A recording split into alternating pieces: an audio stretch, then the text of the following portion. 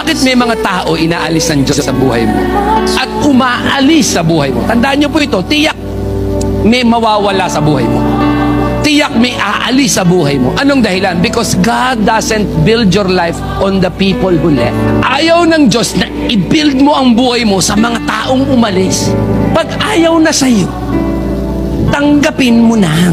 May mga tao na, let's say, nag-apply ka ng trabaho, hindi ka nakapasok, it left.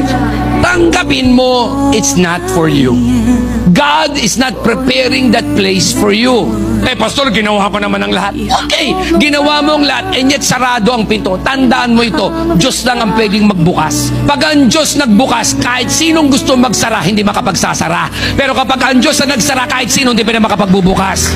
Tandaan niyo ito, mga kapatid. Whoever left your life, whoever walked away from you, was not part of God's purpose for your current season.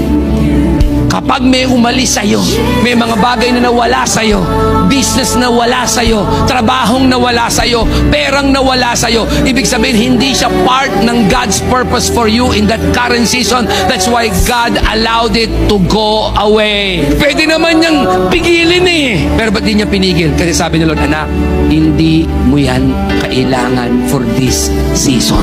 Kasi meron tayong concept that the people who starts with us will stay with us. Not all that who started with us will stay with us. Bakit? Kasi ang Diyos magpapadala lang ng tamang tao, tamang panahon in your current season.